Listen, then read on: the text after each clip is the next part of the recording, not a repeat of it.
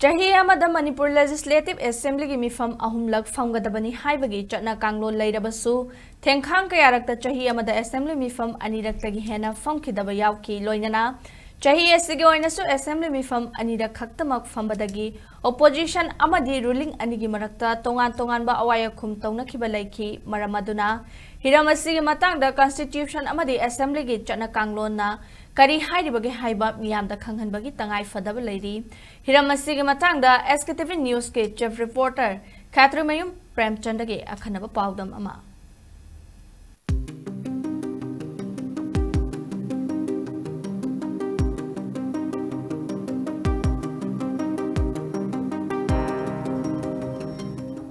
India na ing sok lising mga samapan ni Putureta ning tama panglaba matungda ihan hanbo oina ing sok lising mga samapan yang kanin thoida State Legislative Assembly singi Mikhal pangthokhi lodena Assembly session kaubagi matang asi India gi Constitution gi Article 174 da mayek shena palli masira yauriba ofam singi manungda state amagi governor na mafam matam chai khanma matamda Assembly session kauba amadi lotion mayai haiba ofam yauri lodena state amagi Legislative Assembly ama Karamna Chathagadage, Karam Bachana Kaman Thamadagi Haibadu, Constitution gi, provision Kahendana, state Adugi, House of Legislature na Chanakangon Semzabaya Haina, Article 208 Mayek Shinapalli. Hiramasugi Matanga, SKTV News ka, Senior Advocate Khairi Maniga Unabada Mahagna Hai. Assembly Amana, State Amagi, Constitution gi provision, Haibadi 174 se Asi Kahendana, Aduda Hairi Badu Ilaga Haibani. Magi Assembly da Chanagadaba. Its procedure and the conduct of its business. I know same ngami same with the bani haiba.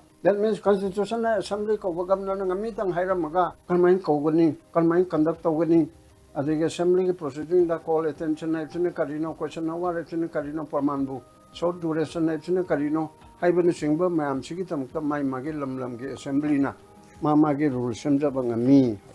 Adige ngamadugi matung ina Manipur gesu rules of procedure and the conduct of business in Manipur Legislative Assembly. Ay dana matam gan matang sumsamuktana sendok oga la kriyaba. Manipur Legislative Assembly ki oinasu rules of procedure and conduct of business semki asigumba Manipur Legislative Assembly ki chanakangon asigi rule number 17A da chahi amada Assembly Meepham ahum phamgadabani haiba wafam yauri.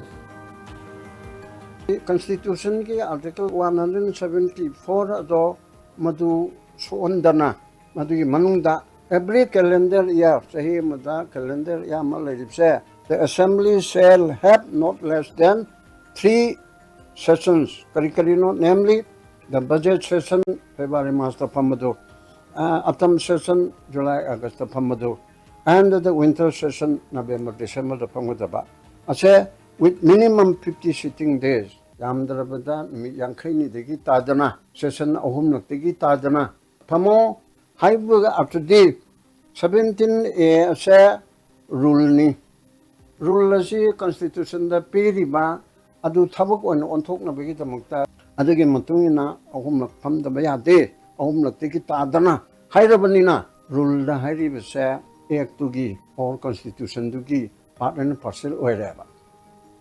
Amaromda Manipur Legislative Assembly ki Rules of Procedure and Conduct of Business ki Rule number 17A asigi onatayna bada hawkiba tengkhang kayada Meepham ani khaktamak phamkhi Manipur langa ki Law and Legislative Affairs Department ki phangba record ki matung ina hawkiba chahi lishing ani ga ahom lishing ani ga taret lishing ani ga nipan lishing ani ga mapan amadi lishing ani ga tratrukta chahi amada Meepham ani khak phamkhi haire BJP luching malenga pairakpa English ngani ga trate tagi hauna English ngani kun fauba chahi amada Meepham ahumlak phamduna lakhi haibagi record su leiri makha tarakpada COVID-19 gi lachet lakhi badagi Assembly Meepham ahumlak pham mangam khidebasu Yaokhi haibagi wafam leibitana tana mamang chahi gi me ahumdagi thorokhiba irang maram oiraga chahi amada Meepham ahum pham mangam debasu Yaokhi hairi adubu hauji oiriba Manipur gi phibam asida Tengnariba kudong charaba sing asigi matangda khananaba Assembly Meepham kauduna kupna khanabagi tangai fadaba leirabra haibasidi achawo wahang ama oiri. Democracy sa palaybag amada tuwan ba kudong charaba kaya tengnaba leiriba issuesing yengsan na ba amadi miyamu yaifa na ba policy program same na bagida magta Assembly session da khanaba amadi Assembly session na miyamgi hairiba kudong charaba sing adubu address ꯇꯧꯅꯕ ꯄꯥꯎꯈꯨꯝ ꯑꯣꯏꯒꯗꯧꯔꯤꯕꯅꯤ ꯍꯥꯏꯕꯁꯤ ꯈꯪꯅꯔꯕ ꯋꯥꯐꯝꯅꯤ ꯃꯔꯝ ꯑꯁꯤꯅ ꯃꯅꯤꯄꯨꯔꯒꯨꯝꯕ state ꯑꯁꯤꯗ ꯊꯦꯡꯅꯔꯤꯕ ꯈꯨꯗꯣꯡꯆꯥꯗꯕ ꯑꯃꯗꯤ ꯂꯩꯔꯤꯕ ꯏꯁꯨꯁꯤꯡ ꯑꯁꯤ ꯌꯦꯡꯂꯒ ꯆꯍꯤ ꯑꯃꯗ ꯑꯦꯁꯦꯝꯕ꯭ꯂꯤ ꯃꯤꯐꯝ ꯑꯁꯤ ꯃꯁꯤꯡ ꯍꯦꯟꯅ ꯐꯝꯍꯟꯅꯤꯡꯕꯒꯤ ꯑꯄꯥꯝꯕꯁꯤ ꯃꯤꯌꯥꯝꯗ ꯐꯥꯎꯔꯤ ꯂꯣꯏꯅꯅ ꯂꯩꯉꯥꯛꯂꯤꯕꯁꯤꯡ ꯁꯔꯀꯥꯔ ꯄꯥꯏꯔꯤꯕꯁꯤꯡ ꯑꯗꯨꯒ ꯄꯣꯂꯤꯇꯤꯀꯦꯜ ꯄꯥꯔꯇꯤꯁꯤꯡꯅꯁꯨ ꯑꯁꯤꯒꯨꯝꯕ ꯃꯤꯌꯥꯝꯒꯤ ꯃꯔꯨꯑꯣꯏꯅ ꯗꯦꯃꯣꯀ꯭ꯔꯦꯁꯤ ꯆꯠꯄ ꯂꯩꯕꯥꯛꯀꯤꯗꯤ ꯂꯥꯏꯁꯪꯅꯤ ꯍꯥꯏꯅꯔꯤꯕ ꯑꯦꯁꯦꯝꯕ꯭ꯂꯤ ꯑꯁꯤꯒꯤ ꯁꯦꯁꯟ ꯑꯁꯤ